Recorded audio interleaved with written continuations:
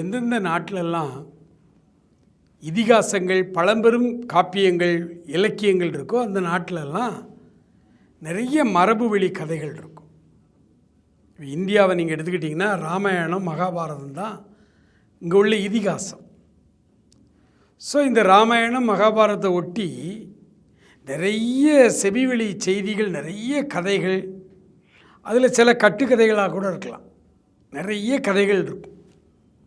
அதே மாதிரி தான் உலக அளவில் பார்த்திங்கன்னா கிரேக்க நாடு, அங்கே இடியட், ஒடிசின்னு சொல்லி 2 இலக்கியங்கள் உண்டு, காப்பியங்கள் உண்டு. ஸோ அது சம்பந்தமாக நிறைய கதைகள், ஹெர்குலிஸ், அட்லஸ், இந்த மாதிரி நிறைய மரபு வழி கதைகள் அங்கே உண்டு. அதே மாதிரி தான் பலஸ்தீனா நாடு, இஸ்ரேல், அது ஒரு பழைய மொழி, ஹீப்ரு மொழி. அதனால் அந்த மொழியில் உள்ள மிகப்பெரிய இலக்கியம்தான் பைபிள்.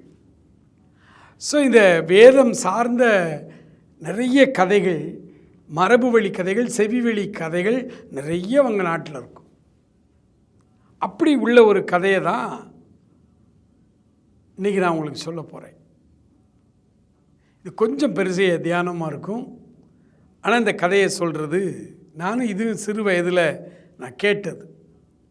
3 சாஸ்திரிகள் அந்த நட்சத்திரத்தை கண்டு யூதருக்கு ராஜாவாய் பிறந்திருக்கிறவர் எங்கே என்று அந்த நட்சத்திரத்தை பின்பற்றி வந்தார்கள்னு பைபிள் வாசிக்கிறோம் இல்லையா? இதை பற்றிய ஒரு கிளைக்கதை. அதாவது கீழை தேசம்னு போட்டிருக்கும். கிழக்கிலிருந்து சாஸ்திரிகள் வந்து அப்படின்னு தான் நம்ம வாசிக்கிறோம் மத்தேயு 2ஆம் அதிகாரத்தில். இந்த கிழக்கே இருந்து அப்படிங்கிறதுக்கே நிறைய அறிஞர்கள் உரை எழுதி வச்சுருக்கிறாங்க. அதில் ஒருத்தர் இந்தியாவிலேருந்து கூட அறிஞர்கள் போயிருக்கலாம். அப்போ வான சாஸ்திரத்தில் குப்தர்கள் காலத்திலேயே வான சாஸ்திரத்தில் சிறந்திருந்த நம்ம இந்தியா. அதனால் அங்கேருந்து கூட ஒருத்தரோ 2 பேரோ போயிருக்கலாம். இந்த மரபு வழி கதைகள் சொல்லி நிறைய ஞானிகள் அது கீழே தேசங்கள்லேருந்து, பல தேசங்கள்லேருந்து இந்த வானியல் சாஸ்திரிகள், வானியல் கற்றுக்கொண்டவர்கள் பலரும் வந்திருக்காங்க. அதில் இந்தியா வானியலில் ரொம்ப சிறந்திருந்ததுனால இந்தியாவிலிருந்தும் ஞானிகள் வந்தாங்க அப்படின்னு சொல்கிறாங்க. இதெல்லாம் மரபு வழி கதை. இதில் உண்மையாகவும் இருக்கலாம், இல்லாமலும் இருக்கலாம். அப்படி நிறைய ஞானிகள் போனதில் இந்த நட்சத்திரத்தை கண்டு பல வருடங்கள், இந்த நடந்து வர்ற வருடங்கள்லாம் பார்த்திங்கன்னா எத்தனையோ வருடங்கள் ஆகுது. அப்படியே வந்துக்கிட்டு இருக்கிறாங்க. ஏன்னா அவங்க இஸ்ரேல் போய் சேரணுமே, வந்துக்கிட்டு இருக்கிறாங்க. அப்படி வந்துக்கிட்டு இருக்கிற இந்த இதில் நிறைய சாஸ்திரிகள் வழி தவறி வேறு இடங்களுக்கு போயிடுறாங்க. அவங்க போய் அவங்களுக்கு தெரிஞ்சதெல்லாம் பிரசங்கம் பண்ணாங்க, அங்கே உபதேசம் பண்ணாங்க அப்படின்லாம் மரபு வழி கதைகள் இருக்குது. கடைசியாக 4 பேர் போகிறாங்க.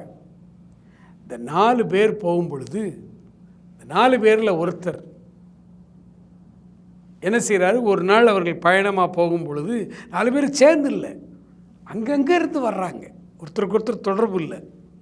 இந்த 4வது ஆள் என்ன செய்கிறாருன்னா, அவரும் ஒரு விலை உயர்ந்த ஒரு தங்கத்தை கையில், பொண்ணை கையில் வச்சுட்டு தான் அவரும் அந்த குழந்தையை பார்க்கணுன்னு வர்றார்.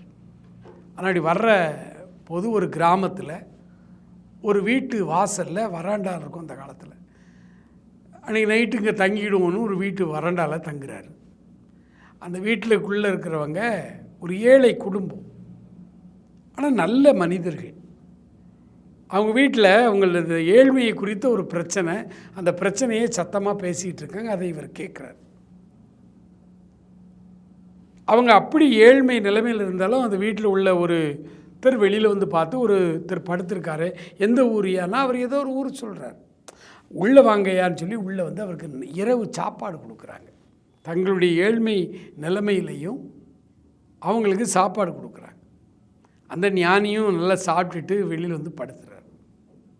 படுத்துட்டு அவர் கையில் உள்ள பொன், அந்த பொண்ணை அந்த வீட்டு தலைவருடைய தலைமாட்டில் வச்சுட்டு அதிகாலையிலே தன்னுடைய பயணத்தை தொடங்குறார். இவரும் பயணப்பட்டுக்கிட்டே இருக்கிறார். வழி தவறி எங்கெல்லாமோ போய் இந்த 3 பேரும் சரியாக குழந்தை பாலனை போய் தரிசிக்கிறாங்க. அங்கே போய் இந்த பொண்ணு வெள்ளி இதெல்லாம் பரிசளிச்சிட்டு இவர் போகிறதுக்கு பல வருடங்கள் ஆயிடுது. அந்த காலத்தில் கூகுள் மேப்லாம் இல்லை, பல வருடங்கள் ஆயிடுது. இவர் எருசலேமுக்குள்ளே என்ட்ரு ஆகிறாரு. இவர் எருசலேமில் என்ட்ரு ஆகும்போது 33 வருஷம் ஆயிடுச்சு. ஊரே பரபரப்பாக இருக்கு, ஊரே பரபரப்பாக இருக்குது. மக்கள் அங்கே ஓடுறாங்க, இங்கே ஓடுறாங்க. அன்றைக்கி ஒரு மாதிரி இருக்கு. இப்போ கேட்குறாரு, என்னையா எருசலேமில் என்ன பிரச்சனை அப்படின்னு. உனக்கு தெரியாத, நீ வெளியூர்காரனா? இயேசுன்னு ஒருத்தர் இருந்தார், அவரை சிலுவையில் அடித்து கொலை செய்கிறதுக்கு தீர்ப்பு கொடுத்துட்டாங்க, அவரை சிலுவையில் அடிக்க கொண்டு போகிறாங்க, நாங்கள்லாம் போகிறோன்னு இவரும் பதறி போகிறார். இவர் யோசிக்கிறாரு, நம்ம பார்க்க வந்த குழந்தை தான் அவரா தெரியலையே, ஊரே இப்படி பதறுதேன்னு சொல்லி இவரும் பின்னாலே போகிறார். போனாங்க, சிலுவையில் ஆண்டவர் அடித்த அந்த சிலுவை காட்சியை தான் இவர் பார்த்தாரு அப்படின்னு அந்த கதை. அது ஒரு செவிவெளி கதை முடியுது. அன்றைக்கி ராத்திரி அவர் தூங்குறார். இப்போ ராத்திரி கனவில் கடவுள் அவர்கிட்ட வந்து சொல்கிறாரு, பரலோகத்தில் நீ கொடுத்த காணிக்கைதாயா பெரிய காணிக்கையாக அங்கே இருக்குது அப்படின்னு கடவுள் சொல்கிறார். அப்போ இவர் அந்த கனவுலே சொல்கிறாரு, ஐயா நான் காணிக்கை கொண்டு வந்தேன், ஆனால் பல வருடங்களுக்கு முன்னாடி ஒரு ஏழை குடும்பத்தில் கொடுத்துட்டு வந்துட்டேனேன்றார். அப்போ கடவுள் சொல்கிறாரு, தேவை உள்ள அந்த குடும்பத்துக்கு நீ கொடுத்த அந்த காணிக்கை தான் என் பரலோகத்தில் வந்து இருக்குது. மிகப்பெரிய ஆசீர்வாதம் உனக்கு தான். இன்றைக்கி நம்ம ஆலயங்களுக்கு நிறைய கொடுக்கணும். அதை விட முக்கியம், ஏழை எளிய ஜனங்களுக்கு நம்ம உதவி செய்யணும். அது அதை விட முக்கியம். இதுதான் இந்த செவிவெளி கதை சொல்லுது. நீங்களும் நம்ம ஆண்டவருக்கு செய்யணும், அதே நேரத்தில் அந்நியர்களையும் நம்ம உபசரிக்கணும், தேவை உள்ளவர்களுக்கு நம்ம செய்யணும். ஆண்டவர் உங்களை ஆசீர்வதிப்பாராக. ஆமென்.